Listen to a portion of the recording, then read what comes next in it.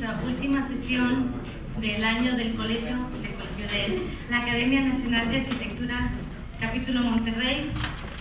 Les agradecemos a todos los miembros de la Academia, a los amigos de la Academia y a todos nuestros distinguidos asistentes su presencia.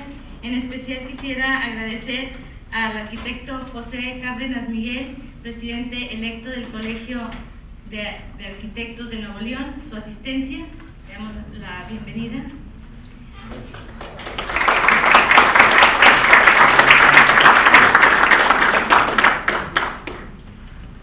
Como de costumbre, vamos a iniciar nuestra sesión con la lectura de la crónica de la sesión anterior por parte de la académica y arquitecta María Teresa Martínez. Hola, buenas noches. Trabajar en equipo, calidad en cómo trabajar los materiales, trabajar en emplazamiento, es como uno de los elementos más importantes. Somos un despacho de 3 socios.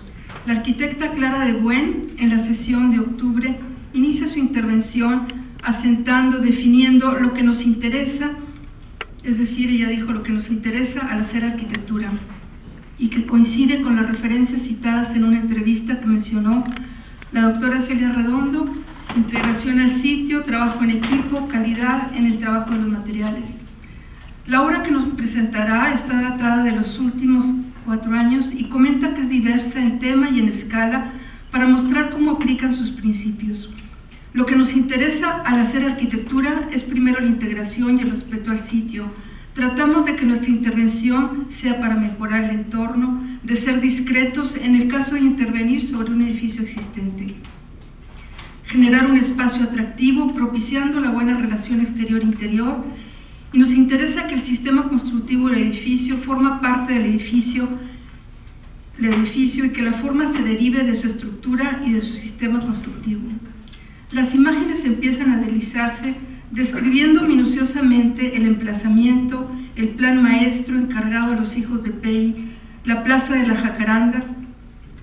Es el magnífico Centro Cultural Guanajuato, aún en construcción, un concurso en el 2004, y nos muestra el majestuoso vestíbulo con los tragaluces hacia la sala de esculturas y las rampas interiores con la vista al final hacia las jacarandas, muros de concreto oxidados, losas que abrazan elementos, produciendo una arquitectura que Benito Narváez, en su comentario al final, analiza al referirse a la obra de la arquitecta de Buen. Es a partir del concreto, menciona, que esta obra consigue su sentido de ser, pero esta visión que topa con esta piedra maleabilísima ha de atemperarse con la otra búsqueda de Buen y sus colegas, el manejo de la luz, ya sea a partir de los resultados plásticos que ayuda a conseguir el generoso sol mexicano, como con la amable entrada de la luz en los interiores. ¿Qué es la luz en la obra de esta arquitecta mexicana? Parece ser un material aún más maleable que el concreto armado. Parece ser el vehículo mediante el cual la metáfora poética de unos elementos que se ensamblan en algún lugar hace que cobren vida y sentido. A continuación, la arquitecta nos muestra la Secretaría de Salud, concurso no ganado en torno a un edificio clasificado de 1929, Art Deco de Santa Elia, y la propuesta de su despacho es una pantalla a otra escala que entorna el monumento de 50.000 metros, una pantalla neutra donde se trasladarán las oficinas que actualmente pagan renta. La intención es no afectarlo, realzarlo. A continuación nos muestra las etapas de la Casa Hogar para Ancianos a la que han dado seguimiento desde hace 20 años. Parece atemporal, suspendida entre plantas. Un jardín es otro proyecto para prolongar una casa, bibliotecas en la ciudad universitaria, estaciones de Metrobús. Y hago referencia a la imagen de Benito Narváez porque me parece que refleja de una manera poética la arquitectura de Buen y sus colegas, y menciona: encuentro un compromiso con la permanencia en medio de la constante mudanza, en medio del trajín de los días, de tantas avenidas atestadas, de obras que se hacen para la desaparición, en el contexto del vacío esencial de la conciencia, que anuncian las obras efímeras. Clara de Buen nos presenta un tiempo lento que no puede deshacerse de la noche a la mañana, que es la permanencia de esta arquitectura tan contemporánea. Experiencia interesante, toda vez que la experiencia de De Buen, MacGregor y Nuño conecta a su obra desde el nivel de la arquitectura del paisaje y de los proyectos de grandes infraestructuras hasta el nivel de los pequeños detalles y de las pequeñas intervenciones urbanas, y en las diversas escalas que se presenta tiene la consistencia de la búsqueda de una expresión que haga justicia a la permanente construcción de la Escuela Mexicana Contemporánea de Arquitectura. Una obra atada a un tiempo largo y a una luz generosa, atada a la mano que arma la cimbra, al cuidado de una obra que se ejecuta en el sitio. Encuentro, dijo Narváez, una obra comprometida con el lugar y con la historia. Y así nos pareció a todos nosotros. Es todo. Muchas gracias. El día de hoy nos toca, terminemos de ver. El día de hoy nos toca abordar un problema por demás importante que se refiere al patrimonio industrial de Monterrey, sobre todo porque Monterrey es conocida como la ciudad industrial de México. El término de arqueología industrial es un término que se acuña en los años 50 por un académico inglés, Michael Witt. Sin embargo, esta idea de arqueología industrial posteriormente se vuelve ya un concepto como patrimonio industrial, que es parte ya del mundo posmoderno en el cual nos desenvolvemos, sobre todo la ciudad de Monterrey, que ha pasado de ser una ciudad industrial a una ciudad posmoderna de servicios. Y este es el caso de la plática que se abordará el día de hoy. ¿Qué tanto es un verdadero respeto o arqueología industrial el caso de Fundidora? ¿Qué tanto es el respeto al patrimonio? ¿Qué tanto se ha perdido? ¿Qué tanto se ha podido recuperar? ¿Qué tanto está ahora en nuevos usos de este legado que tenemos? De eso se trata lo que se abordará el día de hoy por parte de nuestros panelistas, el arquitecto Héctor Domínguez, el arquitecto Javier Sánchez, la arquitecta Elisa Rubalcaba, el arquitecto Benjamín Valdés, y todos bajo la dirección de la moderadora, que será la arquitecta Lisette Córdoba, que es la directora de Gestión y Fomento Urbano de la Agencia para la Planeación y el Desarrollo Urbano del Estado de Nuevo León. Le voy a pedir ahora a la arquitecta Julieta Cantú sea tan amable de leernos el currículum de nuestros panelistas.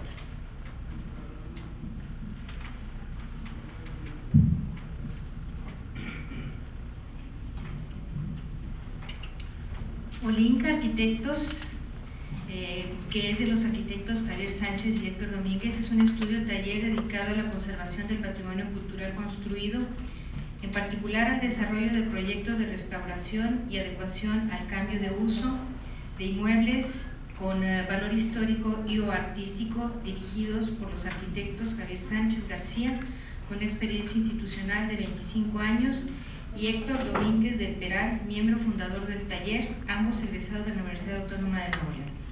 Una breve semblanza de cada uno. Javier Sánchez García es originario de Monterrey, Nuevo León. Realizó sus estudios profesionales, como mencioné anteriormente, en la Facultad de Arquitectura de la Autónoma de Nuevo León. Ha tomado varios cursos nacionales e internacionales de conservación de patrimonio cultural. Entre las publicaciones que él tiene se pueden mencionar Catálogo de Monumentos del Estado de Nuevo León, un acercamiento al proceso de la restauración de bienes inmuebles, Arquitectos del Noreste. Ha recibido varias distinciones, entre las que se encuentran ser miembro de la Academia Nacional de Arquitectura, capítulo Monterrey, Premio Cali a la categoría de restauración por la Hacienda La Soledad en la Bienal de Arquitectura del Colegio y Sociedad de Arquitectos de Nuevo León en 1991, Premio Cali a la categoría de restauración del Palacio Municipal de San Pedro en la Bienal de Arquitectura del Colegio y Sociedad de Arquitectos de Nuevo León en el mismo año, y premio anual en el concurso de obra Cemento Monterrey por la restauración del Palacio Municipal de San Pedro, también en 1991. Ha realizado múltiples proyectos relacionados con la restauración como entre los que se encuentran la Capilla de los Dulces Nombres de Jesús, José y María, en Monterrey, Nuevo León, restauración del Palacio de Gobierno del Estado de Nuevo León, tiene una mención honorífica, Templo del Sagrado Corazón en Monterrey, Nuevo León, la Basílica de Guadalupe en Monterrey, Nuevo León, el Museo de Historia de Nuevo León, que es el antiguo Palacio Municipal en esta ciudad, la restauración del Palacio Municipal de San Pedro Garza García en nuestro estado, la Galería del Museo del Vidrio para el Grupo Vitro, que obtuvo el Premio Cali en la 9ª Bienal de Arquitectura del Colegio y Sociedad de Arquitectos de Nuevo León. Otras más que están en el campo de la restauración del edificio, del antiguo edificio de fundición de la Compañía Fundidora de Fierro y Acero Monterrey, para ser utilizado como el Centro de las Artes de Nuevo León aquí en la ciudad. La restauración del edificio Sopladores de la Compañía Fundidora de Fierro y Acero Monterrey, para su reuso en actividades de difusión aquí en la ciudad. Proyectos de restauración del edificio de la nave industrial de generadores de la antigua fundidora de Monterrey para el Fórum Universal de las Culturas aquí en la ciudad. El proyecto de restauración del edificio de la nave industrial de la nueva planta eléctrica de la antigua fundidora de Monterrey para el Fórum Universal de las Culturas. El proyecto de restauración de los 4 edificios de la Maestranza, almacén de modelos, taller de carpintería, oxígeno, bronce y ruedas de ferrocarril. Y esas son así las principales obras que tiene el arquitecto Javier Sánchez. Héctor Domínguez del Peral es originario de Monterrey, Nuevo León, también es egresado de la Facultad de Arquitectura de la Autónoma de Nuevo León. Realizó estudios de posgrado en Bouwcentrum Internacional en Rotterdam, Holanda, en 1974. También ha sido profesor de varios cursos en diferentes universidades, en la Facultad de Arquitectura, de la cual egresó, en el Departamento de Arquitectura del Tecnológico de Monterrey y en la Licenciatura de Diseño de Arte AC. También tiene trabajos de investigación que ha realizado, entre los que se pueden mencionar una interpretación al fenómeno de los asentamientos urbanos de los grupos marginados en el área de Monterrey, Nuevo León, de 1972 a 1973, la evaluación de la ciudad de Monterrey a través de sus planos y guías para la clasificación de la mapoteca del Archivo General del Estado, trabajo que realizó de 1984 a 1985. Es dentro de las distinciones que él ha recibido, es miembro de número de la Academia Nacional de Arquitectura, capítulo Monterrey. Cabe destacar que también tiene una gran cantidad de proyectos relacionados con desarrollo y supervisión de restauración, entre los que se mencionan algunos de ellos que ha trabajado en conjunto con Javier Sánchez. Estos son la restauración del Palacio de Gobierno del Estado de Nuevo León, en Monterrey, la casa sede del aviario para reproducción del Grupo Pulsar, Galería del Museo de Vidrio para el Grupo Vitro, que ganó el Premio Cali, antes mencionado también con Javier Sánchez, que es el 9º Bienal de Arquitectura del Colegio y Sociedad de Arquitectos de Nuevo León.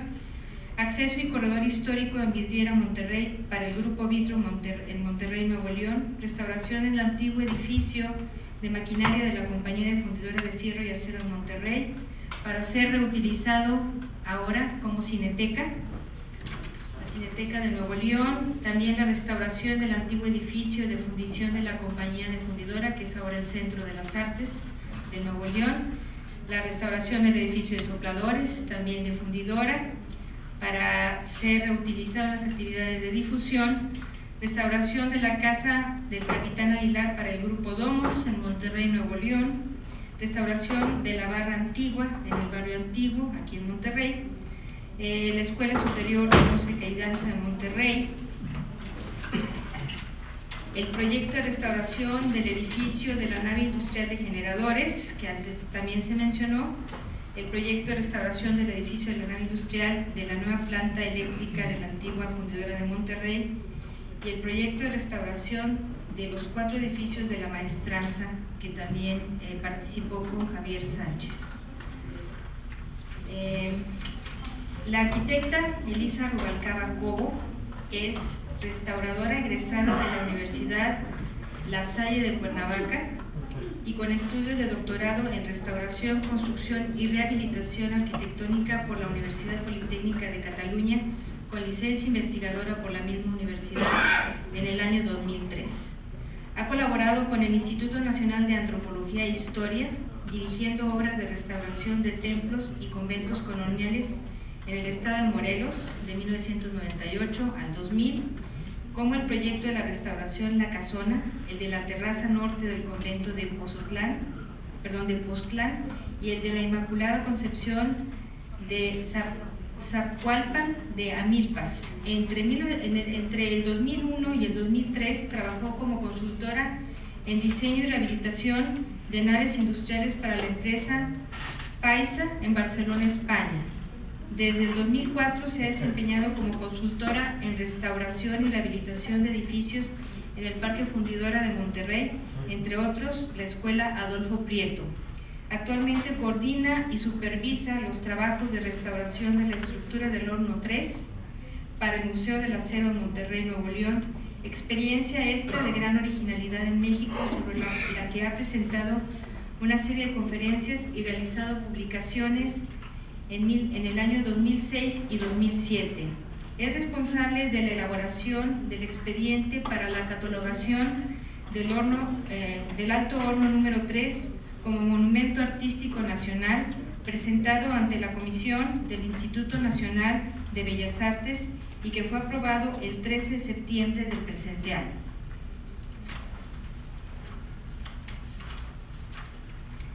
El arquitecto Benjamín Valdés Fernández estudió arquitectura en la Universidad Autónoma de Nuevo León. Trabajó durante la carrera en proyectos para zonas áridas, en prototipos de vivienda semienterrada. Trabajó también al inicio de su ejercicio profesional en proyectos para colonias y viviendas populares en Torreón, Coahuila y en Reforma, Chiapas. Participa luego en la SAOP y más tarde en la CEDUE en proyectos como el Plan Nacional de Vivienda, planes municipales, proyectos estratégicos para puertos industriales y de centros de población. En la CEDUE coordina el Programa Nacional de Mejoramiento de Vivienda Rural con materiales y técnicas vernáculas. Luego trabajó en proyectos de tecnologías alternativas aplicadas a viviendas rurales y sus servicios. Finalmente, en Monterrey, Nuevo León, trabaja en la Dirección de Vivienda en proyectos experimentales de arquitectura de adobe con el arquitecto Guillermo Cortés Melo. Finalmente, en el Instituto Nacional de Antropología e Historia, desde 1989, participa en un sinnúmero de proyectos de restauración como el Obispado, la Catedral de Linares y un gran número de edificios de todo el estado y en la ciudad de Monterrey. Asesora a la arquitecta Elisa Rubalcaba en el rescate del Horno 3, el Museo del Acero. Damos la bienvenida a nuestros panelistas y les pedimos por favor pasar al estrado para iniciar nuestro panel. Buenas noches, gracias arquitectas. Es un honor para mí estar compartiendo con estos 4 arquitectos dedicados a la conservación del patrimonio. El arquitecto Javier Sánchez, los arquitectos Javier Sánchez, Elisa Rubalcaba, Héctor Domínguez y Benjamín Valdés. Bueno, como mencionó la arquitecta Julieta Cantú, ellos participaron recientemente en el proyecto del rescate y restauración del Parque Fundidora y sus inmuebles. Bueno, sabemos que el estudio del pasado está muy lejos de ser un asunto pasado, lo cual incluye la actitud que una sociedad asume ante el mismo. Para todo proyecto, en todo momento hay un antes y una ahora que se debe considerar. Igualmente, el asunto de la conservación de la arquitectura del pasado se contempla de manera cambiante de una época a otra y siempre dentro de un marco de intereses pues, de todo tipo, políticos, económicos, sociales, etc. Por tal motivo es esencial en esta mesa tratar el tema del rescate de arquitectura patrimonial industrial y su incorporación a su nuevo uso. Explicaré brevemente la mecánica en la que llevaremos este panel. Primero, cada uno de los arquitectos expondrá su trabajo, seguido de la sesión de debate, para finalizar con la sesión de preguntas y respuestas con los asistentes. Iniciaremos con el arquitecto Héctor Domínguez, quien compartirá con nosotros una reflexión de la historia de la ciudad y su relación con Fundidora, seguido del arquitecto Javier Sánchez, quien nos hablará de los conceptos de restauración, y para terminar con las técnicas de restauración utilizadas en el horno 3 por parte del arquitecto Benjamín Valdés y la arquitecta Elisa Rubalcaba. Bueno, le paso el micrófono al arquitecto Héctor Domínguez. Buenas noches. Vamos a comenzar la exposición haciendo historia. El estudiante me decía en la abuelita, y creo que es por esto, porque siempre me gustó la historia y siempre remitirme a eso, a hacer historia. Voy a leer un poco, voy a leer poquito, son unas 2 o 3 cuartillas, y luego voy a ilustrar con algunas imágenes que traemos preparados en PowerPoint. ¿Sí se escucha? A principios del siglo XX, la ciudad experimentaba un intenso proceso de industrialización iniciado en 1890. Para 1903 existían tan solo en Monterrey, esto sin incluir la industria textil ubicada en los municipios vecinos, más de 30 industrias con una inversión aproximada a los 21 millones de pesos y ocupando 4.500 obreros. Para tener una idea de la expansión industrial de esta época, enumeramos las principales industrias. El Nuevo León Smelting and Manufacturing Company Limited, la compañía minera fundidora y afinadora Monterrey, que es Peñones, la Gran Fundición Nacional Mexicana, la Cervecería Cuauhtémoc, Vidriera Monterrey, Cementos Hidalgo y Ladrillera Monterrey, además de un buen número de pequeñas industrias para manufactura de artículos metálicos, materiales para la construcción, productos alimenticios, jabón y cartón, entre otros. Coincidiendo con el momento que se iniciaba la expansión industrial, empezaba también a operar la banca, destacándose el Banco de Nuevo León y el Banco Mercantil de Monterrey, así como el resurgimiento del comercio reflejado en 1.100 casas comerciales, 7 mesones y 18 hoteles. La población en 1900 era poco más de 62.000 habitantes, alojados en 6.542 casas, en su mayoría de un piso. Para entonces, los límites de la ciudad hacia el norte eran las vías del ferrocarril del Golfo y Nacional, en lo que actualmente es Avenida Colón, y al oriente en lo que hoy es la Avenida Félix U. Gómez. La tendencia del crecimiento era más hacia el norte, cruzando las vías donde se instalaban las nuevas fábricas y colonias para los trabajadores. Así, sobre el cauce y margen sur del río Santa Catarina, se asentaba la población, en su mayoría inmigrantes, formando el barrio conocido San Luisito, que a principios de siglo tenía de 8 a 10.000 habitantes. Voy a leer un pedacito de un libro que trata de Monterrey a principios del siglo XIX, arquitectura de Alfred Gall. El texto que voy a leer es un fragmento que le correspondió escribirlo a Ricardo Elizondo. Dice: querer una ciudad con el torso y la cara admirables no significa tener dotes de urbanista. La sociedad busca lo primero, pero no tenía la menor idea de lo segundo, pese a que la planeación de Torreón en la laguna, que nació con una modernísima urbanización, fue presenciada y hasta auspiciada por algunos capitalistas regiomontanos. Si para el crecimiento de una ciudad las fuerzas vivas se bastan, para la planeación de su urbanismo es imprescindible la presencia de un poder público que, además de ser fuerte política y económicamente, cuente con un apoyo considerable por parte de los ciudadanos. A finales del siglo XIX, Monterrey vivió una renovación urbana que cambió para siempre el perfil de la ya para entonces tricentenaria ciudad, pero debido a que la vieja sede era pequeña, el crecimiento citadino fue colocándose en lotes baldíos, Como quiera, las antiguas calles que rodean las plazas de Armas y de Catedral, junto con el barrio de los Ojos de Agua, transformaron prácticamente todas sus viviendas al extremo de no quedar en pie de los siglos XVII y XVIII, sino algunos muros de matacán, algunos tapiales al fondo del solar, algún cuarto atravesado a mitad de la nueva edificación y ya con estilo decimonónico. En Monterrey, la utopía urbana ideal consistió por un lado en asegurar para la empresa un trazo eficiente de calles que le hiciera accesible a la masa de trabajadores y al movimiento propio de su giro particular. Por el otro, en aproximar lo más posible las viviendas de los mismos trabajadores a las industrias.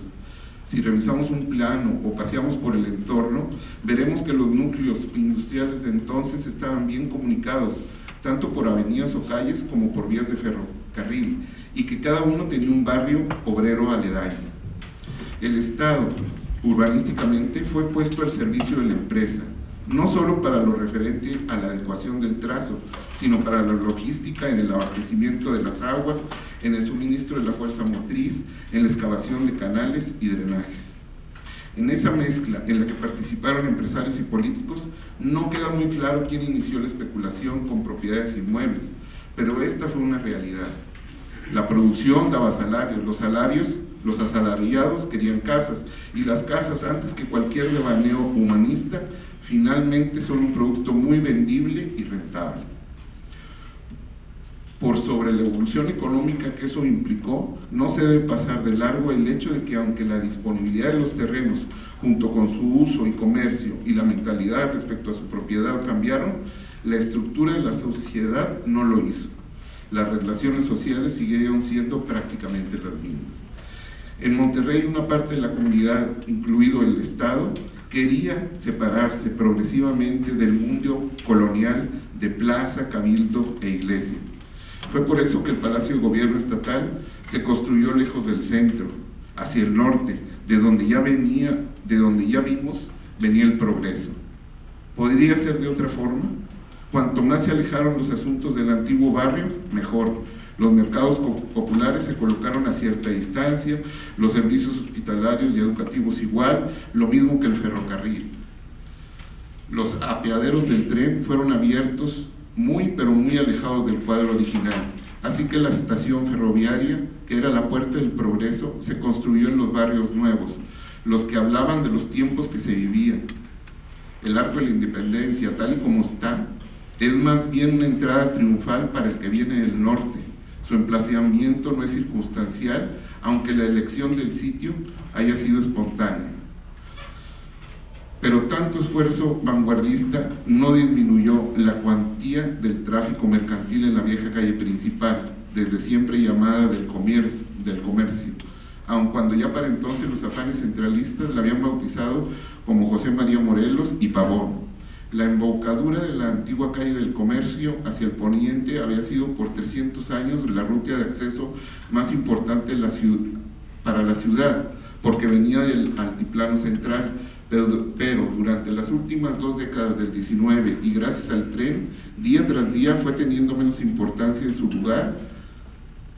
En su lugar se fortaleció el acceso del norte proveniente de las estaciones ferroviarias o de las vías fronterizas. De ahí la apertura de la Avenida del Progreso, que constituía la entrada.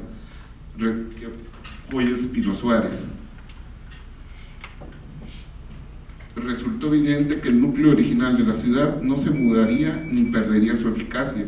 Siguió siendo igual, por mucho esfuerzo que se desplegara. Quizás los humanos necesitamos un centro, de ahí la necesidad de tener uno externo donde convergen las intenciones. Yo creo que ya es hora de pasar las imágenes, un poco para ilustrar.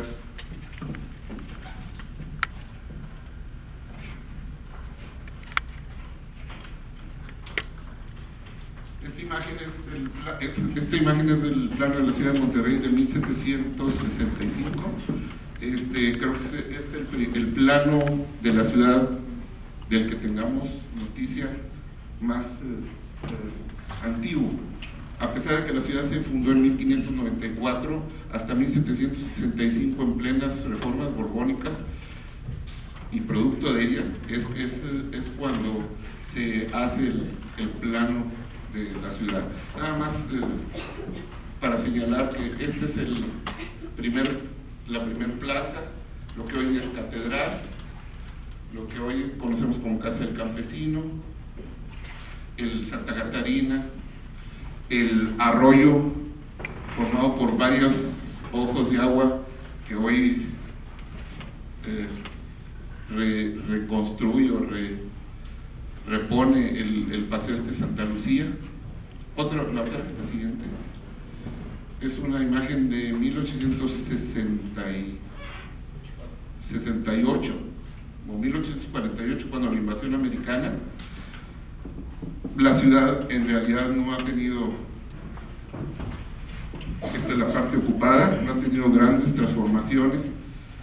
Sí pasó ya por un plan de expansión que no llegó a tener el éxito que se esperaba.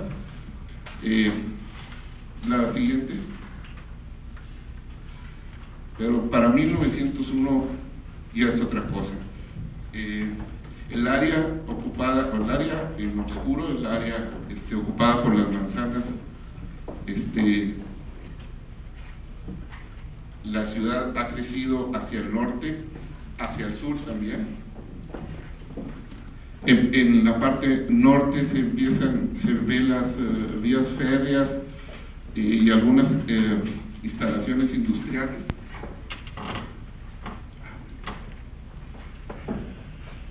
Todo esto son instalaciones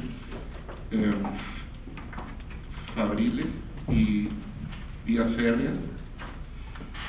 Toda esta cuadrícula es un ensanche propuesto allá por 1865 por Isidoro Epstein, aun cuando no están todas las manzanas llenas o rellenas.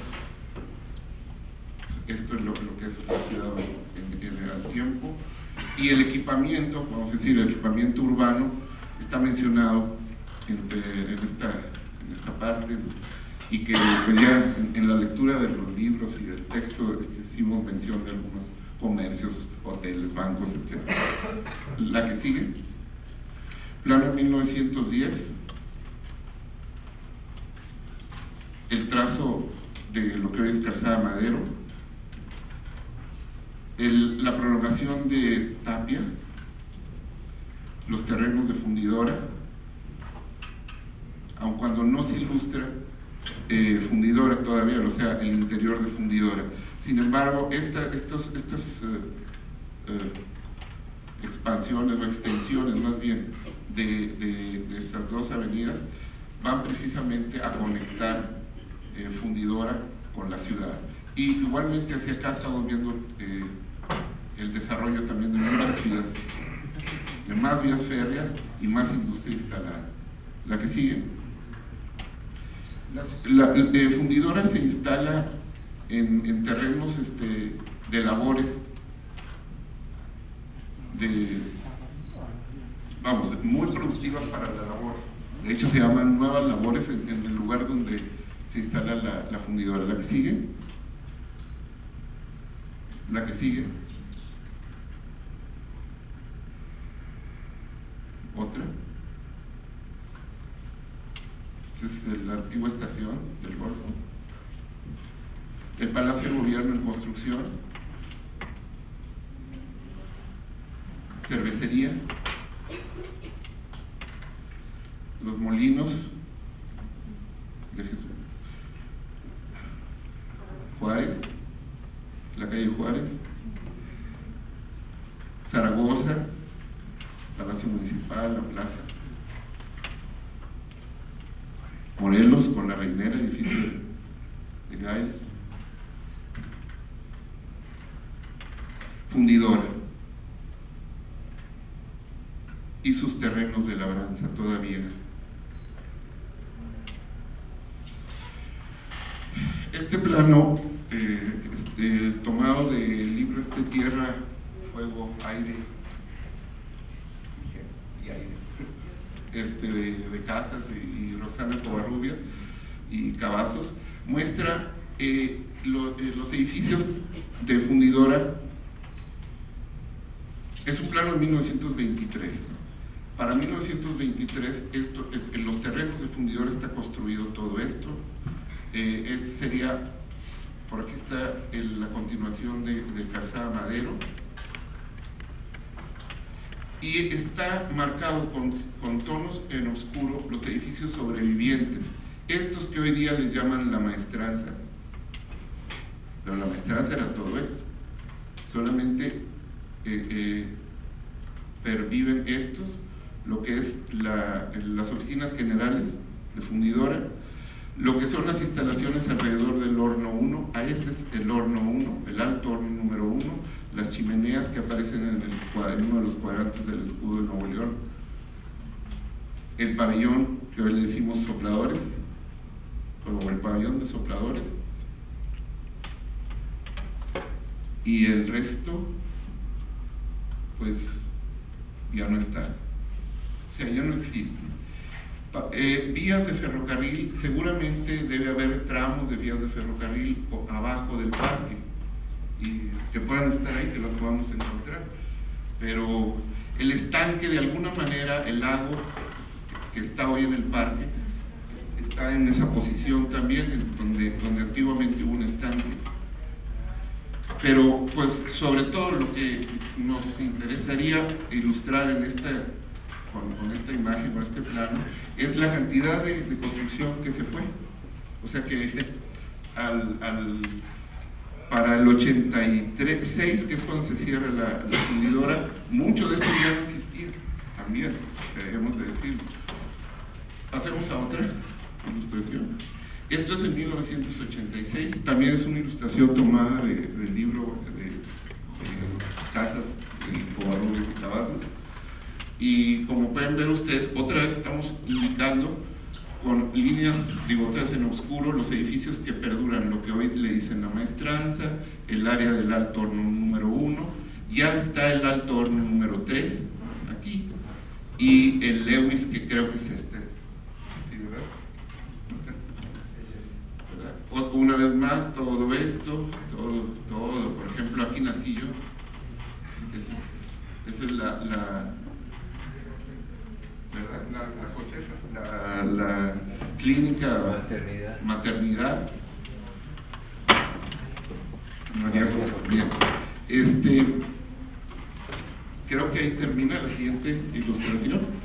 Para 1993, cuando pasó ya el cierre de Fundidora, esta es una foto aérea que ilustra lo que quedó. Lo que quedó de aquella compañía. Voy a terminar de leer, decía un poquito. Dice: el área que hoy ocupa el Parque Fundidora ha sido por parte protagónica en la fábrica de la ciudad desde hace poco más de un siglo. Localizada en la periferia oriental de la ciudad, donde a finales del siglo XIX los terrenos eran para labores agrícolas, se funda y asienta con una inversión inicial de 10 millones de aquellos pesos la Compañía de Fierro y Acero de Monterrey el 5 de mayo de 1900. A lo largo de 86 años, como todo ente en constante evolución, en la vida de la compañía fundidora se pueden reconocer varias etapas de crecimiento, comenzando con la primera fase que va de la fundación de 1900 a 1912, cuando el primer conjunto fabril, alto horno número 1, talleres, oficinas, hotel, colonia y escuela para obreros, estaba urbanísticamente definido y conectado a la ciudad, al país y a los Estados Unidos, a través de un sistema de vías férreas para la importación de materias primas y exportación de productos terminados.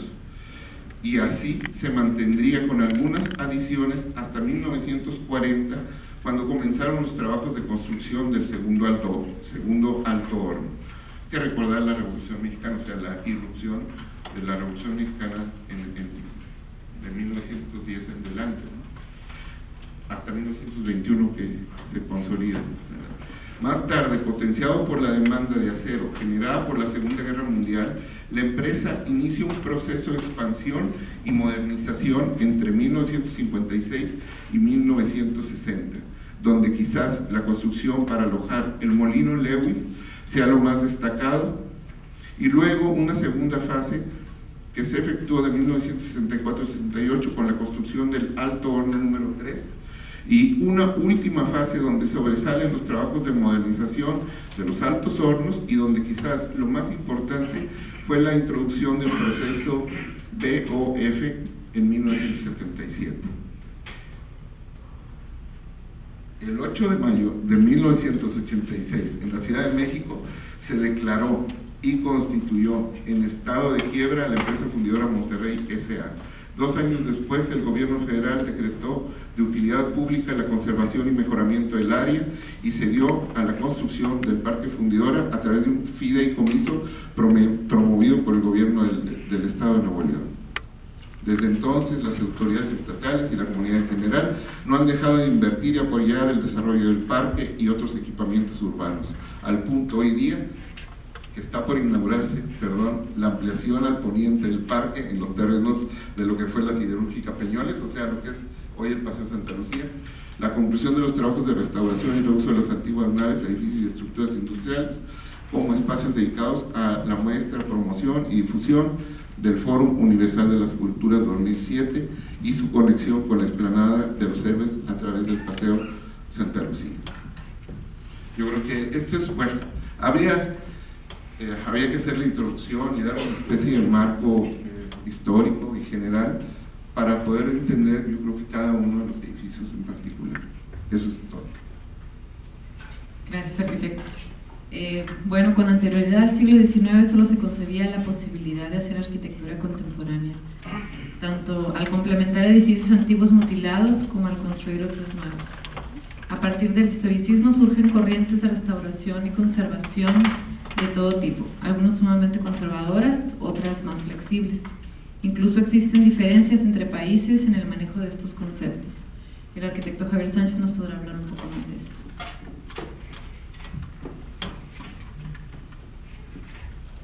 Buenas noches. Voy a dar inicio a una lectura con una cita. Nosotros, los que gobernamos desde el Estado, con la idea de restaurar la belleza de nuestra ciudad, deseamos poner fin a los abusos que han exaltado nuestra indignación. Es bien conocido que edificios públicos han sido destruidos con permiso criminal de las autoridades con el pretexto de que los materiales eran necesarios para las obras públicas. Nosotros hemos acordado ordenar por ley universal que todos los edificios de antigua fábrica para uso público y ordenamiento, ya sean templos o monumentos, no puedan ser tocados por nadie. Emperador Mayoriano, Roma, edicto 450 después de Cristo. Desde entonces allá hay una preocupación por esto. La aparición de la ética de la conservación ocurre en dos diferentes épocas. En la Roma histórica, alrededor del siglo V, como decíamos, se ve el desarrollo de una evolución del cuidado de los habitantes de la ciudad, de los lazos culturales que lo ligaban a su pasado, y en la destrucción sin paralelo de las ciudades históricas después de la Revolución Industrial, vemos la creación espontánea de estatutos urbanos de conservación en respuesta a esta repentina y constante amenaza. Son esos dos momentos los claves, según opinión personal, de esta formación de esta conciencia. El origen de la conservación del patrimonio industrial, en el caso de nuestro tema, se da en Inglaterra en 1950, donde por primera vez se reconoce que el valor de los bienes muebles e inmuebles, producto de la revolución industrial, expresan la relación hombre-tecnología, incidiendo en los cambios y transformaciones en los cambios de la economía, tecnología, sociedad y política.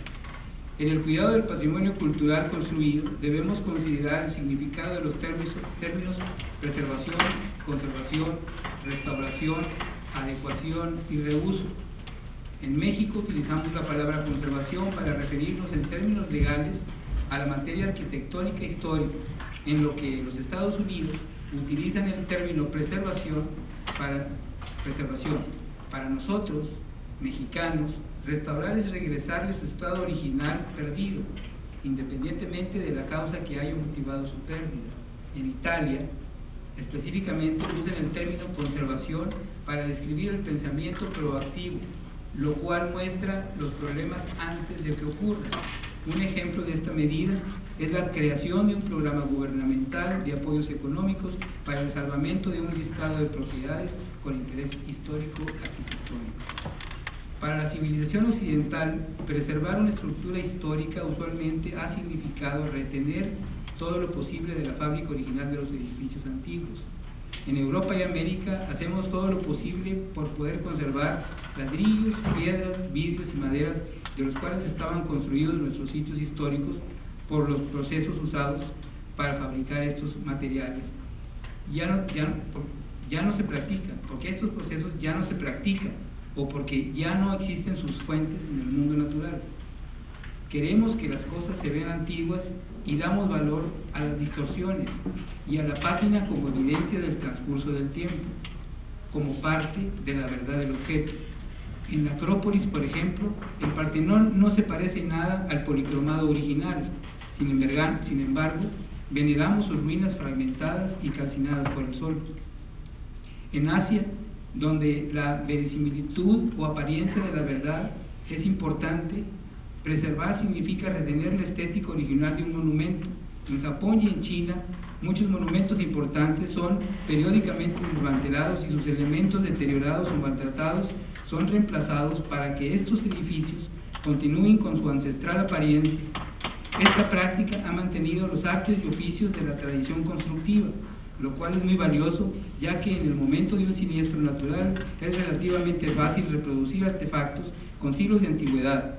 Sin embargo, el visitante o a algún templo o palacio que ha sido reensamblado no sabe hasta qué grado lo que observa llega a ser una puerta exacta al pasado.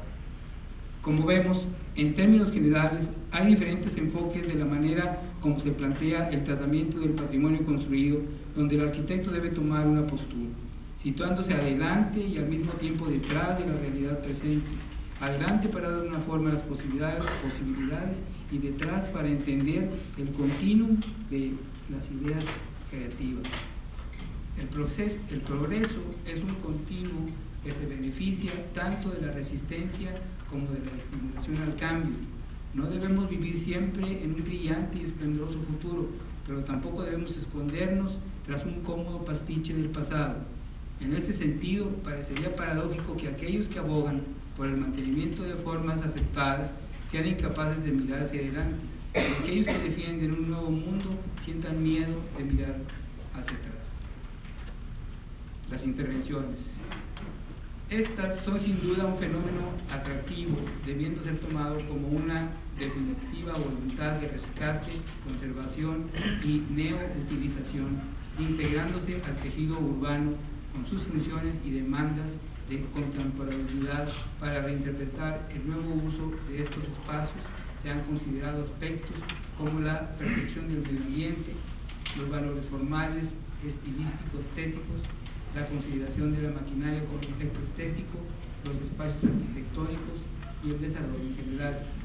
En nuestro caso, el conjunto de edificaciones, ahora monumentos industriales del siglo XX de la Compañía de Fierro y Acero de Monterrey, fueron reintegrados a nuevo uso en un periodo de una década con diferentes costos, intenciones y enfoques de restauración y conservación. Esta diferencia evidencia las características de obra final en algunos casos u obra en transición en otros, dependiendo de los programas arquitectónicos a resolver y los montos de inversión empleados. Por ahora nos concentraremos en los proyectos arquitectónicos que hemos realizado para 9 inmuebles correspondientes a la etapa más antigua de la fundidora. Desgraciadamente, la unidad del conjunto urbanístico de la maestranza, como entonces se le conocía, se perdió, asunto que no abordaremos en este momento, pero que debía ser investigado, analizado y evaluado para beneficio de futuras intervenciones. Aún así, estos 9 inmuebles se agrupan en 2 áreas: la primera formada por los talleres de maquinaria, fundición y modelos, la fábrica de oxígeno, bronce y ruedas, de ferrocarril, la antigua planta eléctrica con la bodega de aceites y almacén de modelos, todos construidos entre 1900 y 1903. la planta convertidora de energía eléctrica de 1912 y la segunda área con la casa para ingenios de soplo, ligada y colindante con las 5 estufas de alto horno número 1, construidos en 1903, la nueva planta eléctrica de 1923, incluyendo las extensiones para alojar las máquinas turbosopladoras de 1968 y 1976. Aquí podemos comenzar a ver el taller de maquinaria y taller de conducción, que son los dos edificios que inicialmente fueron objeto de un proyecto de intervención. Es el primero, que fue lo que hoy es Cineteca, que es el edificio de maquinaria. Fue un producto de un concurso que se llevó a cabo con algunos arquitectos de la Ciudad de México y nosotros locales, y obviamente ganamos ese concurso y fue el primer edificio restaurado en Fundidora, teniendo el contexto completamente degradado, pero la Cineteca empezó a funcionar después de 1 año y medio de haber hecho la intervención. De ahí siguió, voy a hacer una lectura de este proyecto. El proceso de reciclo de la vida activa de este conjunto de inmuebles inicialmente dedicados a la producción industrial que inició en 1997 en el edificio de maquinaria con la intención de restaurar el inmueble y adecuarlo para la instalación de la fototeca Cineteca de Nuevo León. El presupuesto aplicado a través del Consejo para la Cultura de Nuevo León fue una colaboración entre el gobierno estatal, el gobierno federal y la iniciativa privada de Monterrey, aunque austero, suficiente para iniciar actividades en 1998, instalándose hasta meses más tarde la tienda, librería, elevador y otros elementos del programa arquitectónico inicial. La nave de fundición, edificio gemelo de la nave de maquinaria, que es la número 3, aún con mayor deterioro y agregados no deseables a su estructura original, se restaura con la intención de instalar la Pinacoteca de Nuevo León con la misma estructura de inversión tripartita a través de CONACTE, dando inicio en 1999 con un nuevo gobierno, iniciándose actividades en el año 2000 para adoptarlo ya en funciones de la mecánica teatral e instalaciones para resolver la acústica del Teatro de Artes Escénicas. La planta convertidora de energía eléctrica. Este inmueble es restaurado y adecuado para la instalación del sistema intermunicipal de transporte en el área metropolitana, proyecto que es auspiciado por el gobierno del estado y concesionado a Cemex con la intención de mostrar el funcionamiento del control del tráfico vehicular. La antigua planta eléctrica y almacén de aceites, lo que es ahora conocido como La Maestranza, esos 4 edificios: fábrica de oxígeno, bronce y ruedas de ferrocarril, taller de modelos y carpintería y el almacén de modelos. Estos inmuebles, integrantes también de La Maestranza, se han intervenido con un criterio diferente por parte de la administración actual, con un presupuesto apenas suficiente para poder darles uso, habilitándolos y dotándolos de cierto tipo de confort, pero sin llegar al término de un proceso que por ahora los reintegre por completo a una actividad determinada. Podría considerarse que se les ha estabilizado para en un futuro poder dar fin a este proceso. Estos trabajos dieron inicio en 2007 y serán utilizados en diversas actividades relacionadas con la cultura.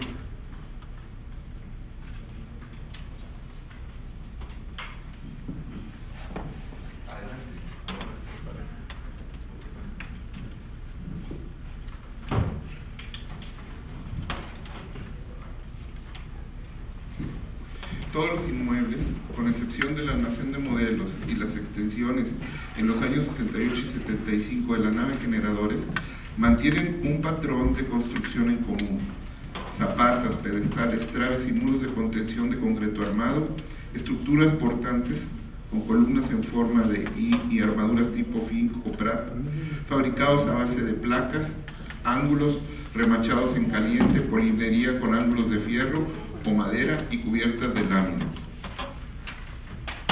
Los pisos se fabricaron a base de cemento pulido o enladrillados, y la envoltura o cerramiento de los edificios se construían con muros de ladrillo rojo desplantados sobre contracimientos de piedra azul del topo con corte almohadillado resolviendo el claro de los vanos con arcos rebajados y de medio punto apoyados sobre pilastras.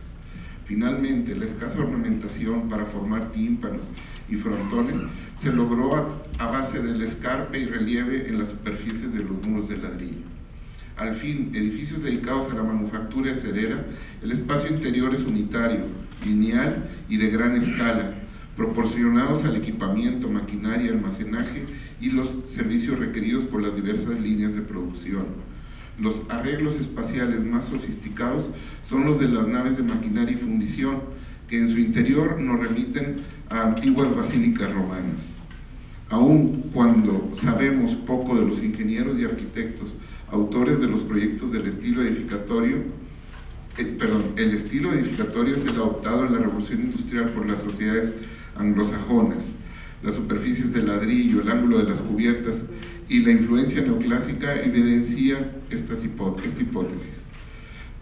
El único edificio sobreviviente de construcción vernácula es el almacén de modelos, desplantado medio nivel abajo del terreno natural y cimentado con bloques de piedra azul del topo de 45 centímetros de espesor, para luego continuarse en un muro de sillar recibiendo las cargas de la viguería. El almacén tiene un entrepiso y cubierta resueltos a base de tableta y viguería, solventándose claro de 14,5 metros de anchura, con pares de traves y columnas de madera. Viene, si puede pasar.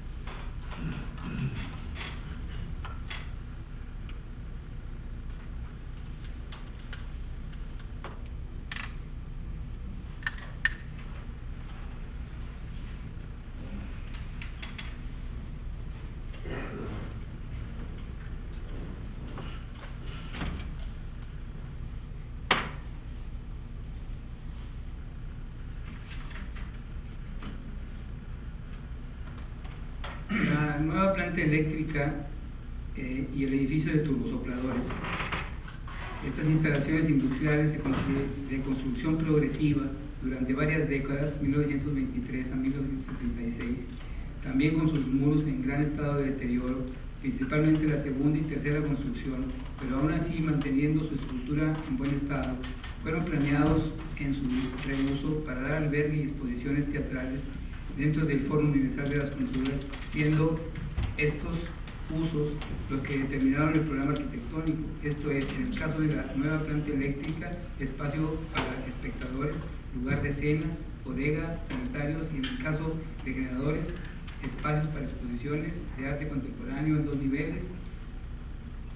Es importante mencionar que en este caso se dotó al inmueble con una doble piel para hacerlo compatible con las temperaturas de la región y producir un ambiente adecuado para el montaje de obra artística, así también para que su apariencia exterior dialogara desde el punto de vista de la forma con su vecino, el Horno 3, ahora Museo del Acero. Esta obra dio inicio en 2007 para ser utilizada en la apertura del Foro Universal de las Culturas.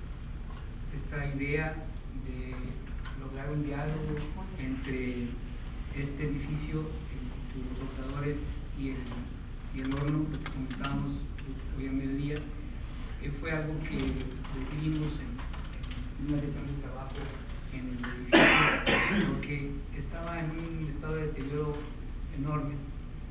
Se tenía la parte inicial de 1923, un cierto tipo de deco industrial ahí, donde había habido una extensión inicial, la cual existía parte de ella.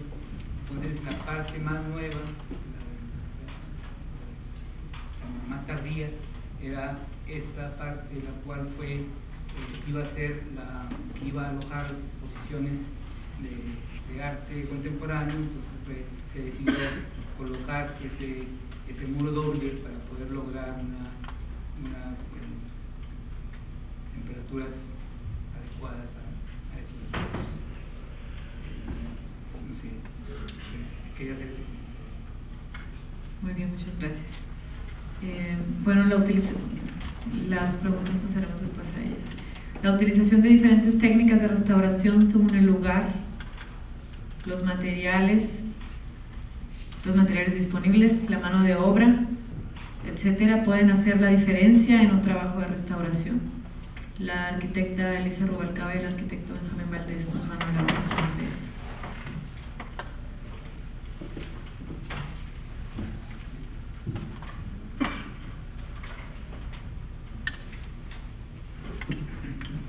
Bueno, pues voy a intentar ser breve. Más bien las imágenes van a hablar más que lo que yo pueda decir, pero dentro del proyecto de restauración del horno, ya saben que fue un proyecto de iniciativa privada con gobierno del Estado. Ya habían hablado de esto mis compañeros y los arquitectos que participaron en el diseño.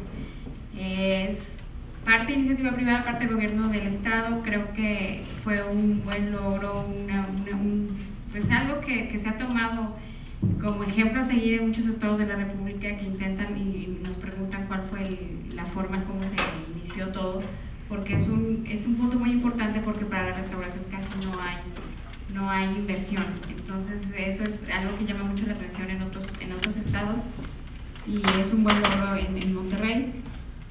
Otra cosa que puede verse del Alto Horno es que pues ya por el tamaño y la estructura pues es un icono urbano, ya es un landmark en Monterrey. Entonces pues es algo interesante que se haya podido rescatar y que esté vivo y que la gente ahora lo pueda visitar, y que es de lo más rescatable del proyecto. Dentro de la restauración, bueno, esos son los 6 puntos principales con los que nos basamos para los criterios, principalmente el de la estabilización de la estructura, que fuera segura para todos los visitantes, que permaneciera en pie por muchos años, y en eso se trabajaron muchísimas personas, ingenieros civiles, expertos en altos hornos, gente que trabaja en altos hornos en reparación y que sabe exactamente dónde puede estar la falla y el problema y las partes que se deterioran más rápido por el uso y por el desgaste, y también por el tiempo que pasó sin mantenimiento el inmueble. Después estuvo también la mínima intervención. Bueno, eso ya dentro de la teoría de la restauración es lo que intentamos hacer. Solo si era absolutamente necesario se tocaba el elemento, si no nada más se limpiaba y se protegía como toda la estructura. La conservación de todos los acabados, la pátina, el color original de la estructura fue lo que intentamos preservar a toda costa. La limpieza fue manual mecánica, no hicimos otro tipo de limpieza para no perder con un sandblast cualquier color que pudiera tener la estructura. Y después de ahí se protegió con un poliuretano, se fosfatizó, se lavó, se desengrasó y se protegió con un poliuretano transparente que nos diera unos 15 años de garantía. Claro que con sus reservas en ciertas partes donde las uniones por los pernos y las tuercas es más difícil llegar, pero bueno, fue lo que pudimos obtener. Después estuvo también que los elementos originales se distinguieran de los elementos nuevos, que parte del diseño de los arquitectos fue adaptar 2 grandes zonas muy importantes, y además de toda la cubierta y los herramientas. Entonces se entiende claramente cuál fue la parte intervenida y cuál es el edificio original, sin ser agresivo. La verdad es que el equipo de diseño fue muy respetuoso del edificio. Ellos entendían que era la pieza más importante del Museo del Horno, y sobre eso basaron todo su diseño, y fue un equipo muy respetuoso que siempre estuvo pensando en lo mejor para el inmueble, con experiencia también en intervención en estructuras antiguas en otros países. Y yo creo que entre todos fuimos mucha gente que estuvo trabajando mucho tiempo, dedicaba mucho tiempo, y ese es el resultado del proceso. También estuvo lo de que los elementos originales fueran sobrios, que fueran, excepto 2 cosas muy importantes. Por ejemplo, la escalera helicoidal, que es una escultura, entonces sí tenía que estar pues ser más llamativa y el color es muy importante para esto. Entonces se logró muy bien ese punto, y también la CAP, la estructura poliédrica de la que ya se había hablado la plática anterior, pues son de los puntos claves del diseño nuevo, que enriquecen el conjunto, que no compiten con él para nada y que lo hacen más atractivo. Y al final, bueno, pues nada más que fuera, ¿qué dice? Bueno, de los servicios, y bueno, la mínima intervención. Y todo esto fue, siempre estuvo con nosotros Elina, nos estuvo apoyando a través del arquitecto Benjamín Valdés.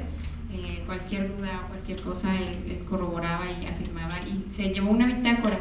Lo importante de invitar a Elina a participar en este proyecto, que es un horno del 68, la verdad es siglo XX, entonces no está protegido por ninguna ley de monumentos. Entonces, al invitarlo, al estar seguro que todo lo que estábamos haciendo, al sentar en bitácora cada paso que llevábamos, nos permitía a nosotros también llevar el expediente al INBA, y que se viera que se hizo de acuerdo a las normas de restauración, y que el edificio pudiera estar protegido, que es lo que ya se está logrando. Bueno, pues la siguiente. Esta es parte de cómo encontramos el estado de conservación del oro, sobre todo en la parte antigua, es lo que me voy a enfocar ahorita. La parte original, el ladrillo había sido, pues, lo habían quitado, removido para ver parte de cómo se encontraba la estructura en el interior, y así fue como encontramos casi todas las columnas en planta baja en la casa de vaciados.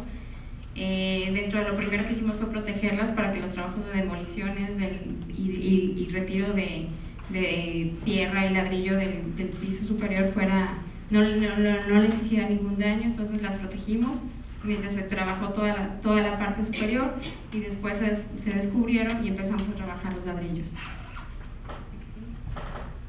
Este es, por ejemplo, lo del acabado. A ver, le cedo la palabra al arquitecto para que... A lo mejor lo del ladrillo es importante señalar que, si quieres poner lo anterior, que este recubrimiento que se hace de ladrillo a las columnas es porque la cantidad de calor que se producía en esta parte baja de todos estos elementos, hasta cierto nivel se llegaba el recubrimiento de ladrillo refractario, porque como eran elementos de vigas y estructurales, totalmente sostenían toda la parte de arriba, era importante que estuvieran recubiertas para que no tuvieran la presencia tan extrema de calor que había en esta parte, y que podía motivarlas a flambeo o a falla. Entonces esto es muy importante que estuviera ahí, y la intención nuestra pues fue recuperar esa imagen sin limpiar el ladrillo, únicamente reacomodarlo y ponerlo en el lugar donde ya se había perdido o se había caído. Esto es un detalle importante, porque lo encontramos el mismo tipo de trabajo en el antiguo Palacio Federal o Palacio Correos, que también hay columnas y se recubren con ladrillo y se pone yeso encima de ellas. Es un trabajo que se encuentra en estos dos espacios, tan distantes uno de otro en funcionamiento, pero tan cercanos en propuesta arquitectónica. Si quieres pasarla. Y se hicieron una serie de pruebas. Primero se inhibió el óxido para proteger, para no seguir limpiando muy adentro de las estructuras y de donde estaban las uniones entre un cuerpo metálico y otro. Y una vez que se inhibió el óxido para que no siguiera trabajando con un ácido, se encapsuló. Entonces, para esto se hicieron algunas pruebas que ahí están fechadas, y entonces en varios elementos se estuvieron haciendo pruebas de encapsularlo para dejar la pátina de los colores y de todas las matices que había tomado el acero y algunos otros elementos de otros metales. También había bronces y cobre. Entonces todo este trabajo que se hizo de pruebas fue muy intenso, por el hecho de que esto tenía que, por el costo, tenía que ser muy durable y tenían que justificarlo y poder, la gente que aplicaba esto, poder garantizarlo por 15 años según las especificaciones de la gente que estaba siguiendo este proyecto. Bueno, estas son algunas de las imágenes, se van a ver muy claras cómo fue el cambio. Realmente no es tanto el cambio, sino más bien la conservación. Si se dan cuenta, la silueta no perdió nada. Fue nada más la adecuación de algunos espacios, por ejemplo, Casa Vacías, así tuvo que ser. El nuevo uso requería que fuera seguro, que para que los niños no se fueran a caer, barandales nuevos. Se hizo una intervención menor en ese aspecto, pero siempre buscando la seguridad de los visitantes, sin perder el contexto original, ¿no? ¿La que sigue? O sea, es parte, por ejemplo, ahí se ve el nuevo diseño del recubrimiento, pero siempre buscando la parte que se viera moderno, que se viera que reflejara la época en la que fue construido ahorita, y que fuera industrial, y que además siempre fuera en algún elemento de acero, que fuera un gran catálogo de acero. Esa era la idea de los agregados nuevos. ¿A que sí? Así es como se ve ahora, bueno, ya con lo del fórum en el patio de atrás, pero se ve muy bien. ¿A que sigue? Este es el espacio, le voy a decir que, como decía el arquitecto, es la reina del baile, es el horno como está. Bueno, así fue como lo encontramos, y para que funcionara como museo y se pudiera recrear y la gente pudiera ver lo que hay en el horno y cómo es un vaciado dentro de un horno alto, que se recreó muy bien con efectos especiales, y con una historia contada por trabajadores de una forma muy humana. Bueno, el espacio vuelve a vivir, tuvo que ser cerrado, fue muy complicado ese punto, el de cómo encontrar el punto de equilibrio entre cerrarlo y que se viera el horno, pero bueno, al final parece que se logró. Y bueno, la que sigue. Así es como estaban los elementos. Aquí en las estufas y los tanques tuvimos un pequeño, fue diferente el recubrimiento que se aplicó al resto de la estructura, porque el alquitrán de hulla, del color gris, caleaba con el sol y los rayos UV. Entonces, a la larga desprendía cualquier poliuretano transparente que nosotros le pusiéramos. Hicimos varias pruebas y el que mejor reaccionó fue un epóxico negro también, que a la larga va a calear, pero que sí se adhería perfectamente bien al alquitrán de hulla original, y no que en algunas partes tenía unos 14 milésimas de espesor muy buenas, que no teníamos que tirar para volver a aplicar. Entonces eso fue lo que se hizo en todos los tanques que eran grises, se ven negros y que a la larga se van a volver a ver grises. Así están los tubos y los tanques. En los pasillos, todas las placas fue muchísimo, fueron aproximadamente 700 toneladas de acero las que se cambiaron en placas y pasillos y todo. Tal vez es importante señalar que las cubiertas de la nave principal del horno 3 eran placas de acero, de una célula bastante considerable. El peso no nos preocupaba tanto porque se hizo un estudio estructural y las estructuras en general estaban en buen estado, se repusieron algunos elementos, pero lo que sí preocupaba era que el desplazamiento de una de estas placas desde esa altura hasta abajo, en caso de desprenderse, iba a ser mortal para quien estuviera abajo. Entonces lo que se hizo fue retirar las placas de acero y reponerlas, como en el caso de los otros edificios que se intervinieron en fundidora, también con láminas perfectamente aisladas, porque el horno y el show y todo lo que se da adentro de la nave está perfectamente aislado para que tenga aire acondicionado. Ahí seguimos con algunas de las fotos de los trabajos de reposición de refractario, de cómo fueron quedando las estructuras limpias y ya protegidas. La que sigue. También este es muy importante porque encontramos en el talud un muro de rieles que dividía el contenedor de escoria en dos mientras se enfriaba en uno. Era por operación, entonces mientras se utilizaba uno el otro se liberaba y así se alternaban, pero el muro de rieles tiene una textura que ahorita pueden verla por fuera, impresionante. Entonces lo que hicimos fue conservar por los paneles y reubicarlos como parte de la barda del museo, pero todos los paneles se recuperaron y se reubicaron. Así como eso, también varias de las piezas las pusimos en el landscape, que tendrán pronto ya su cédula, ya está por llegar la cédula de todo, para que se pueda interpretar dónde estaba y para qué servía cada pieza.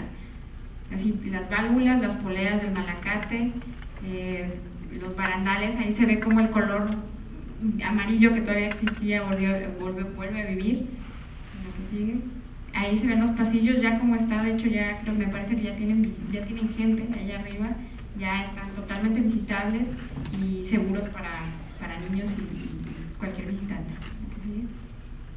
Así es como se cambió. Todas las plataformas en esta zona, la gente no tiene acceso, pero todo el horno se estabilizó estructuralmente y se protegió. ¿Sí? Esta es una vista del lado poniente. Y así es como está ahora, con unas colas impresionantes, pero pues eso es muy bueno, ya que se ve que hay mucho interés de la gente en conocerlo, en entrar, en vivirlo, y parte de lo que queremos enseñar con esto, y parte del programa educativo que trae el horno, es que la gente aprecie, entienda y conozca su pasado industrial. Lo del elevador inclinado, que era el alimentador del alto horno desde arriba, este elevador montacargas de alto resistencia se va a usar ahora como un elevador que tenga la vista al Cerro La Silla, al río Santa Catarina, un elevador panorámico. Bueno, muchas gracias, arquitectos, por compartir con nosotros sus trabajos, que estoy segura resultan todavía más interesantes porque los hemos vivido, los conocemos, los visitamos. Y bueno, antes de pasar a las preguntas con todos los asistentes, a mí me gustaría preguntarles, a ver quién quiere contestar, ¿cómo surge este proyecto, el proyecto del rescate del Parque Fundidora? Brevemente, ¿cuál es la historia, el inicio de la historia de este proyecto? Javier. Creo que es una afortunada coincidencia de voluntades en el gobierno federal, en el gobierno estatal, y debido a esa huelga que produce ciertos problemas laborales, etcétera, y se cierra la fundidora, entonces hay un impasse ahí en donde se presenta la posibilidad de que, bueno, y ahora este gran elefante, entonces se toma la decisión en algún momento. No tengo los datos ni fechas ni nombres de personas, pero se toma esa decisión para poder llegar a un acuerdo benévolos para todo el mundo, hacer una donación al gobierno del Estado por parte del gobierno federal para que sea usufructado por parte del gobierno estatal. Es en el periodo de Carlos Salinas de Gortari cuando se presenta una primer maqueta que se hace a través de INA, una primera maqueta de volumen, de qué podría ser aquel parque, aquel terreno, pero no se llegan a, empiezan a ver otras situaciones. ¿Quiere agregar algo más sobre la pregunta? Pues esas otras intenciones son el Parque Plaza Sésamo, el Holiday Inn, Intermex y la Arena, aunque se construyó muy después.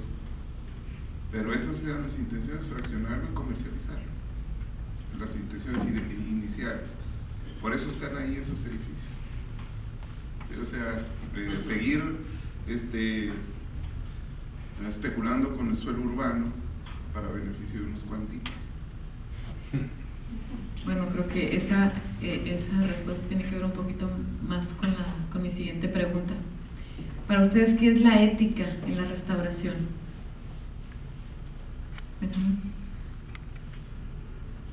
Bueno, creo que hay un principio básico para los trabajos de restauración, y uno de los fundamentos de toda la gente que restaura está dado en las cartas más antiguas, en las cartas de Venecia, en todas las cartas de restauración, que son reuniones internacionales donde se juntan los expertos y opinan sobre el asunto. Entonces creo que ser congruentes con esas cartas y con todos los preceptos que estas medianamente señalan y acoplarlos un poco a los países en los que uno trabaja, es tener ciertos principios éticos de restauración. Obviamente es difícil esto cuando se trabaja para una iniciativa privada, como el caso de Elisa para los acereros, o cuando se trabaja para el gobierno del estado, los gobiernos municipales, donde hay intereses, hay tiempos políticos y hay costos tope, que en la restauración es imposible decir que una cosa cuesta tanto.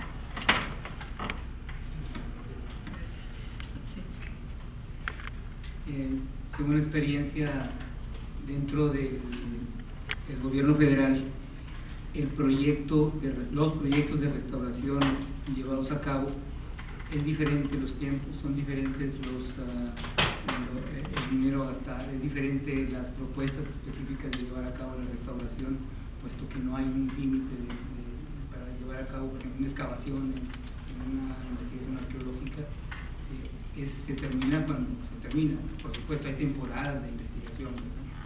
Pero por ejemplo cuando se trabaja para alguna empresa en un proyecto de restauración hay un límite y se termina cuando está el fin del proyecto. O sea, no hay, creo que ahí hay una gran diferencia.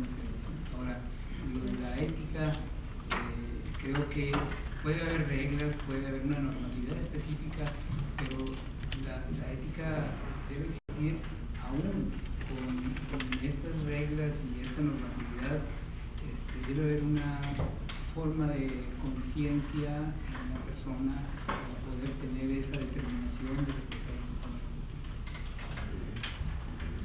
Volviendo a lo de la ética, mi caso fue muy interesante porque, bueno, primero que nada trabajaba con ingenieros. Entonces los ingenieros que querían todo nuevecito, bonito, brillosito, fue difícil cambiar la mentalidad, pero está en uno, cómo poder decirles que realmente el edificio vale más por lo que tienen, no por lo que puede llegar a ser.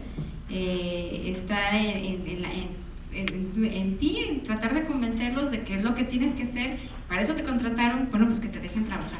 Entonces eso fue muy interesante, fue al principio un poco raro, pero a la larga, o sea, la cosa es convencerlos y si quieren que su edificio valga y que tenga ese valor histórico, ese valor cultural, por lo que el edificio representa para una comunidad, pues es importante que te dejen investigar, trabajar y de acuerdo a lo que has aprendido, porque por algo sabes lo que haces, o por algo intentas aprender o intentas investigar o preguntas y que te dejen trabajar. Entonces, pues es la forma de cómo los convences y de hacerles entender que el edificio vale por lo que es y tienen que conservarlo. Ok, gracias. Hablando de un edificio tan importante como el Alto Horno número 3, ¿cómo integrar este inmueble con los espacios cómo integrar el inmueble restaurado a los espacios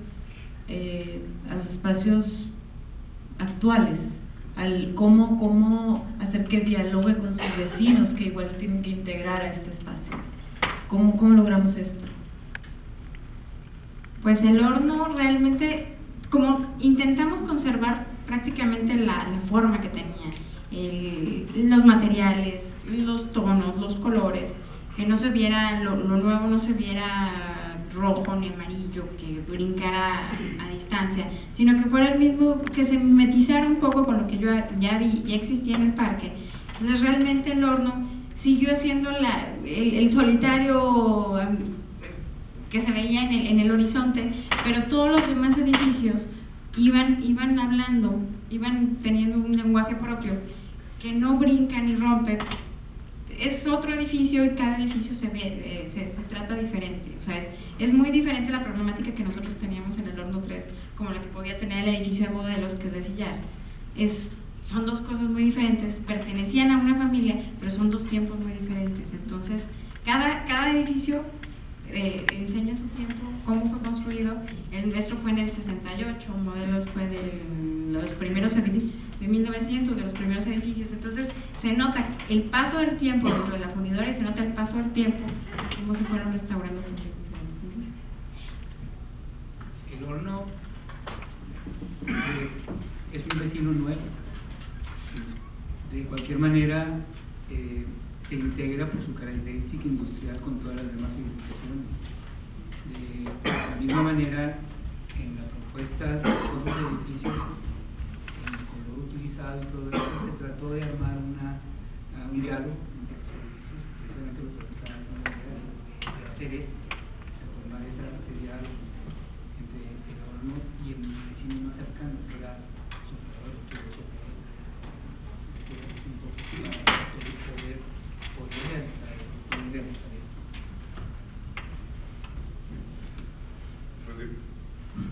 Pues eso es parte de la pregunta anterior, del cuestionamiento de la ética. Cuando nos toca hacer el edificio generadores, que está pues también muy próximo al alto horno, lo ético, creo que nuestra postura fue ética desde el momento que nos subordinamos. O sea, el alto horno número 3, aun cuando no sea el histórico, porque el histórico es el 1, el alto horno número 1, que está en bastante abandono comparado con el alto horno número 3. Paradojas, ¿verdad? ¿Por qué el histórico está abandonado, o tan abandonado, tan dejado en la mano de Dios, tan poco se han preocupado por él? ¿Y por qué tanto preocupación por el 3, que es mucho más reciente? Bueno, dejando a un lado esa discusión o esa polémica, el hecho es de que el armatoste del 3, pues viene siendo como la catedral, es el ícono urbano, como bien dice Lisa. Entonces, ya ante eso nosotros no podíamos, como es muy común en las actitudes de los arquitectos, resaltar nuestra personalidad, nuestra individualidad, nuestro poder creativo, etcétera, etcétera. Y no, en este caso, el edificio lo hemos trabajado como eso, como un subordinado a otro, ¿verdad? Y no lo llegamos a concretar también porque tuvimos un problema de color con la lámina. La lámina no nos la surtieron, por más que la peleamos, que la pedimos, que era un gris foca mucho más parecido. Ese es el nombre de línea, como lo tiene ILSA, etcétera. Y en segunda opción teníamos este color bronce oscuro, pero sus esquinas están redondeadas, como redondas son todos estos elementos de acero que tiene el horno alto horno número 3. Entonces ahí fue una actitud ética de nuestra parte, porque si queremos llamar la atención, lo hubiéramos hecho como lo hace el auditorio Coca-Cola. Ese es otro que antes de que entrara orden aquí, vean el auditorio Coca-Cola, azul, blanco, totalmente fuera de lugar en ese ambiente. Ellos sí que no fueron éticos.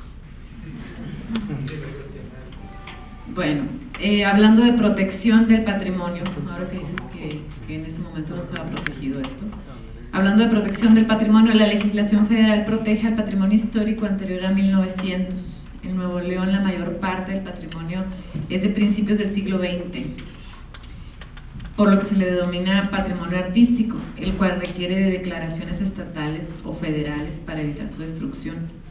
Sabemos que existe el interés de postular al Parque Fundidora como Patrimonio Industrial de la Humanidad. Incluso el Horno 3 es ya monumento artístico de la nación. ¿Cuál es el proceso? ¿Cuáles son las ventajas y las desventajas de obtener esta protección? ¿Quién me quiere contestar?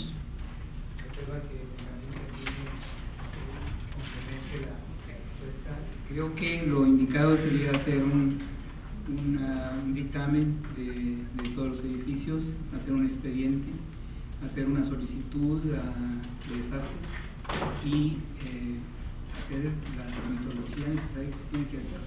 Creo que lo más indicado es llevarlo a cabo, rescatar el primero que se había hecho.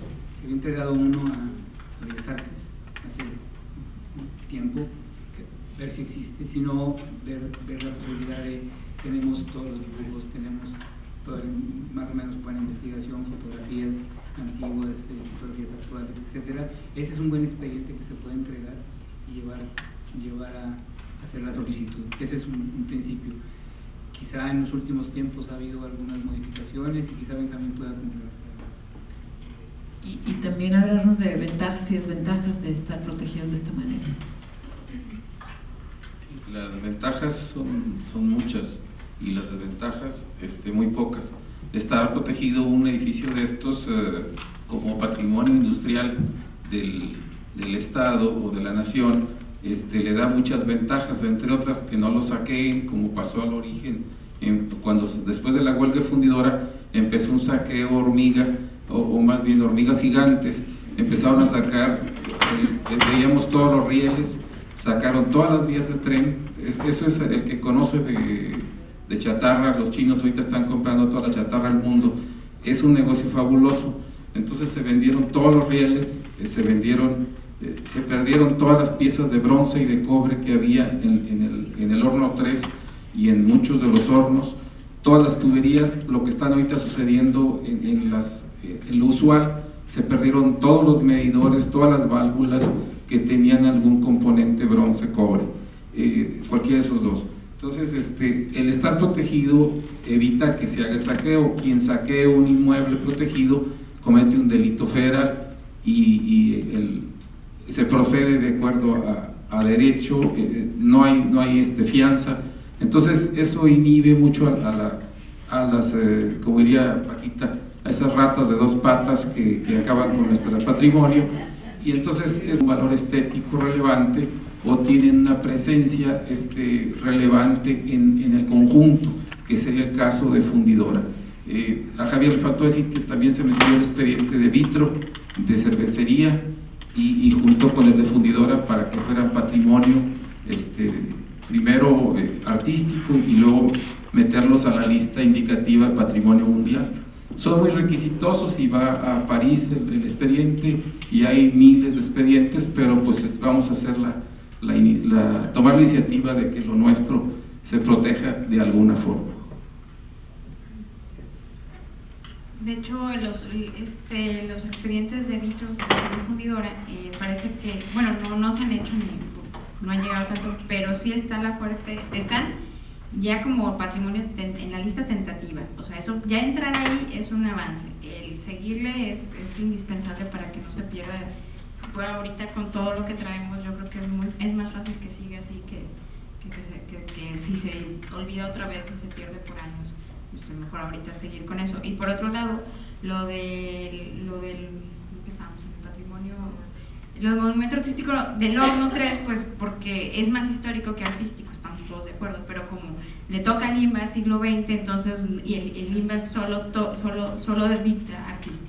Entonces, bueno, pero bueno, ya tendremos otro, porque el primero es el faro de comercio y el segundo sería el horno. Las tres industrias sí están en la iniciativa. No, pues el último es el artístico, el horno 3. ¿Qué tiene artístico? Digo, estoy jugando un poquito, porque cuando a mí me han dicho, oye, qué bonita está la Cineteca, les digo, ¿por qué está bonita? Y no saben decirme por qué está bonita, por qué les gusta la gente. Sí, se construyeron con propósitos no estéticos, totalmente con otros propósitos. Y eso nos lleva a otro debate, que es el famoso de forma y función, ¿verdad? No tanto debatir forma y función para luego salir con estas cosas, ¿verdad? O sea, cuando Prieto, el chelista, se conmueve porque se escuchaba hermoso su concierto en una de las naves, yo creo que estaba emocionado porque jamás se imaginó él que el propósito, él huyó de ahí. Prieto pertenece a esta familia poseedora, propietaria de Fundidora, y la música se lo lleva, ¿no? Renuncia a ser empresario y se dedica a la música, y hoy día creo que es uno de los chelistas más reconocidos en el mundo. Bueno, este señor se viene y se emocionó ahí en uno de los espacios estos. Claro, ¿cómo nos iba a emocionar? O sea, es una cosa o sea, el restaurar estos edificios y darles un uso tan diferente al original, pues los vuelve, no sé, parte del discurso posmoderno, parte de ser de esta sociedad posmoderna. Y ya no, los valores con los cuales nos enseñaron estéticos, hasta entran en el Yo por eso les pregunto, ¿qué tiene de artístico? No tiene nada de artístico, pero tiene algo o mucho de humano. Hay algo en ellos que hace que los humanos nos identifiquemos de alguna manera y nos emocionemos con él. Bueno, es parte de la reutilización, ¿no?, de los inmuebles. Bueno, para finalizar me gustaría que dieran su opinión de cómo visualizan el Parque Fundidora después de este boom del fórum. ¿Qué posibilidades creen ustedes que tienen de sobrevivir todas estas construcciones, todas estas intervenciones en las naves? Bueno, inicialmente creo que es un gran logro toda esta inversión que se ha hecho no solamente en el Parque Fundidora, en todo el área central, y que bueno, de ahí puede partir todo un desarrollo en el centro de la ciudad que puede detonar un desarrollo vertical en la ciudad, lo cual sería una de las cosas más adecuadas para nuestra ciudad desde el punto de vista urbanístico. Es imposible seguir creciendo horizontalmente, tenemos que crecer verticalmente, no hay otra mejor solución. Donde también, entre paréntesis, deberá haber una ética también sobre la urbanización, en el tamaño de las casas, etcétera, etcétera. En cuanto a Fundidora, creo que tenemos de alguna manera asegurado el cuidado y el mantenimiento de estos espacios. La gente, yo creo que ya los reconoce como de ellos, ya los utiliza seguidamente, ya los disfruta, asiste con problemas, principalmente en el estacionamiento, que creo que es uno de los problemas más críticos, porque conozco a mucha gente que no va precisamente por ese problema. Y sería tan sencillo resolverlo con un sistema de transporte a un estacionamiento externo, como se hace en muchas otras partes. En fin, creo que a futuro vamos a poder resolverlo, a futuro vamos a poder tener un parque quizá todavía más grande, con otras áreas aledañas y para bien de la ciudad. Yo también creo que sí, fue positivo 100% que el espacio se recupere y se reutilice. Edificio que no se utiliza se muere, que todos estén ahorita aprovechados y ojalá y ahora que se ve el fórum todas las naves de maestranza puedan tener un uso de talleres y, como me decían los arquitectos, que bueno. Y el horno 3 por lo pronto, bueno, esperemos que haya horno 3 para rato, está muy bueno. Ahora su fin y misión es educar y fomentar la ciencia y la tecnología en los niños, además de la rama de inculcarles también el valor a su patrimonio y a la industria. Y bueno, pues es la idea del horno, y esperemos que siga visitado por muchos turistas y mexicanos. Y bueno, es la idea.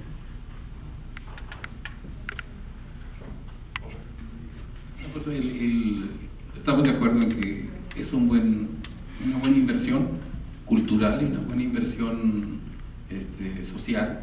O sea, la gente ha apropiado los terrenos de Fundidora, da gusto ver las colas para ver Isis y la serpiente emplumada, que es una exposición que en todo México nunca se hizo.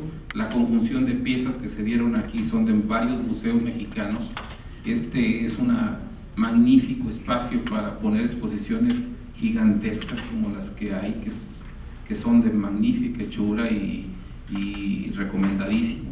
Entonces creo que el espacio fue muy positivo que se salvara y ojalá y se dé uso a cada una de las naves, a la gigantesca nave Lewis que Oscar estuvo presente en esa restauración, y esos grandes espacios que tienen que usarse para beneficio de la comunidad. Bueno, creo que nos pasamos un poquitito de tiempo, pero bueno, de arquitecto Benavides no le hago mucho, ¿verdad?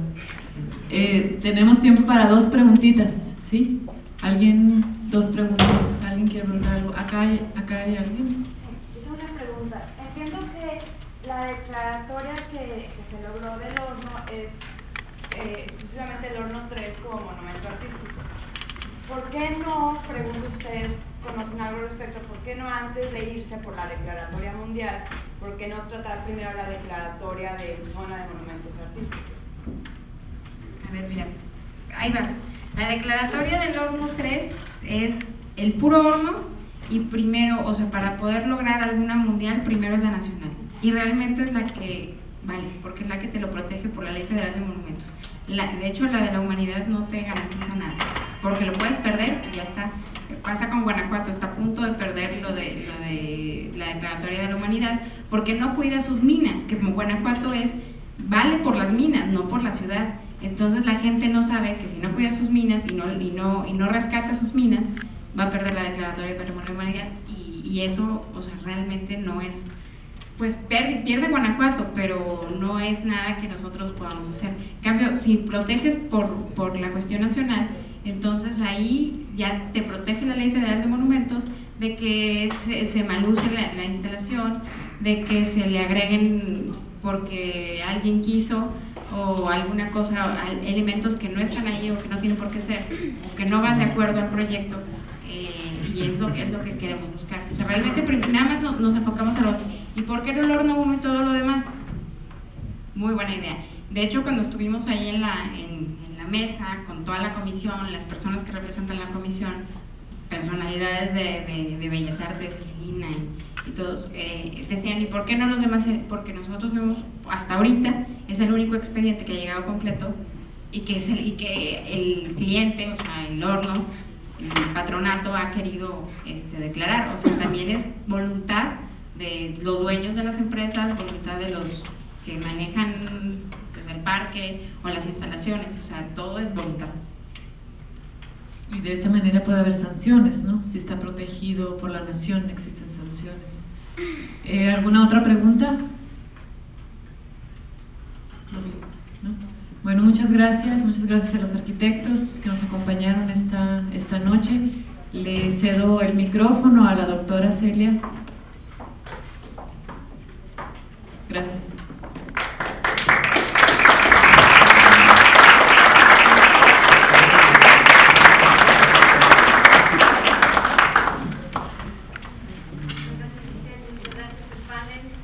Quisiera terminar con unas palabras de Ralph Waldo Emerson que dice: los años nos enseñan mucho de lo que los días nunca supieron. Necesitamos hacer reflexión de nuestros años para que no sea un día a día cotidiano. Preservar, restaurar, conservar es realmente solo posible si no tenemos miedo de ver hacia el pasado. Y eso es lo importante, el poder tener el Monterrey de hoy. No se puede concebir sin el Monterrey de ayer, y eso es lo que nos ha enseñado este panel. Por eso les agradecemos mucho y queremos también que pasen a recibir un reconocimiento por parte de la academia.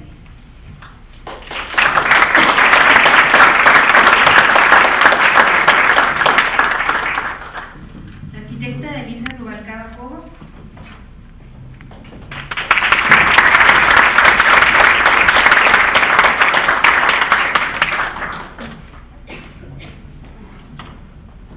El arquitecto Héctor Domínguez del Peral.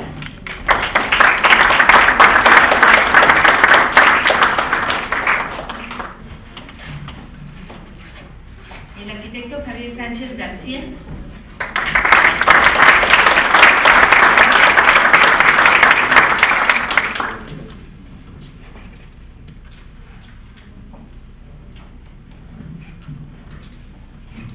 El arquitecto Benjamín Valdés Fernández.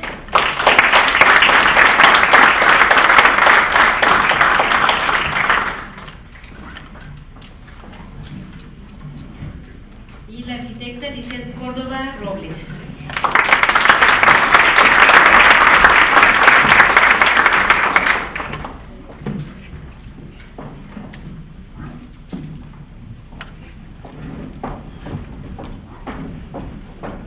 Bueno, ya para terminar, solamente les quiero recordar que nuestra próxima sesión es el día 11 de febrero, ya que el día 1 de febrero es asueto. Quiero nuevamente agradecer a los amigos de la Academia su apoyo y su colaboración para que esto pueda ser posible, y sobre todo desearles que tengan una muy feliz Navidad y próspero Año Nuevo. Nos vemos el año que entra. Muchas gracias.